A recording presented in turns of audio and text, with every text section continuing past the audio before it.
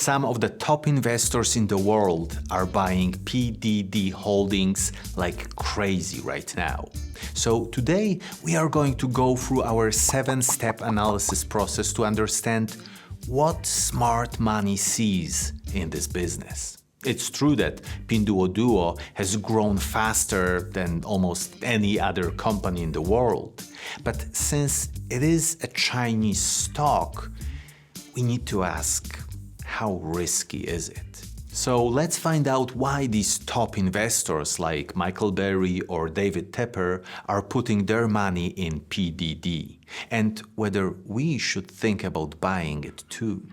PDD Holdings is a Chinese company that operates major e-commerce platforms. It owns Pinduoduo, a leading online marketplace in China specializing in food and affordable consumer goods. It also operates Temu, a global e-commerce platform offering a wide range of products to international customers. So let's start our analysis at the IPO of this company in 2018. If you invested $1,000 in this company at its IPO, you bought 41 shares, and today they would be worth something close to $5,057. And that is a gain of 405%. Very nice. We would 5x our money in less than 7 years. So let's see who owns this company. Individual insiders, that is a check. 32.1% of the company is owned by individual insiders, and to be specific, by Colin Huang, the founder of the company. And are individual insiders buying? That is an X. We don't see any transactions from insiders. And do super investors own this company? That is a check with 7 super investors. And are they buying right now? That is a check. Out of those 7, 3 just opened new positions in Pinduoduo last quarter. And they are Michael Burry, Norbert Liu, and Chase Coleman. And at the same time, Robert Vinal and David Tepper added to their positions. The only meaningful reduction last quarter came from Howard Marks. So what do they see in this company? Return on invested capital, that is an X at 6.4% in the last 5 years. And we like to see it over 10%. But what is important to mention is that return on invested capital is going up every year. And the most recent return is at 36%. So it is getting better and better all the time. And what do we know about net profit margin? It is a check averaging 7.5% over 5 years, and the sector median is 4.3%. What is even more incredible is the fact that recently this margin for PDD is around 29.1%. And now let's take a look at share buyback. It is a massive X. They issued extra 69.6% of shares since the IPO. So that is not good. Investors are getting diluted every year. But maybe they prefer to issue new shares instead of taking on debt. It is a check. They have almost no debt. Instead, they have over $9 billion in cash. So that is the financial health of PDD Holdings. And what do we know about its growth? Revenue growth, that is a check at 141% since 2016, when the company had its first full year of operations. That is something very rare, very, very rare. And what about free cash flow growth? That is a check at 93.9% since 2016, another incredible result.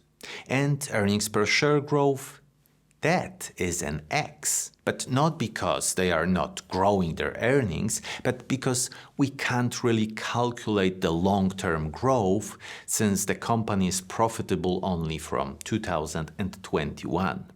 But since that time, the annual growth is around 160%. Those numbers are just crazy. And we have to understand that they are not our typical long-term numbers because the company was created in 2015. So we shouldn't expect same results in the future. But nevertheless, this growth is a monster. PDD Holdings does not pay any dividends currently, and looking at their growth and the fact that they are issuing new shares all the time to get funds for this growth, we shouldn't really expect anything else. If they can create more value by finding new growth opportunities, then there is no reason to pay dividends.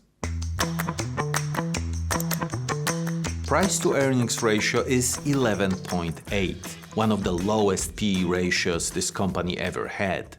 So that could partially explain why smart money is so interested in this company currently. The lower the PE, the less we have to pay for every dollar a company earns. But to find the intrinsic value of PDD, we will use a discounted cash flow analysis. And if you would like to know how to value companies by yourself using 4 most commonly used models, then head over to stockinvesting.academy and choose our company valuation course. Okay, so first we have to estimate the growth of this company in the next 10 years.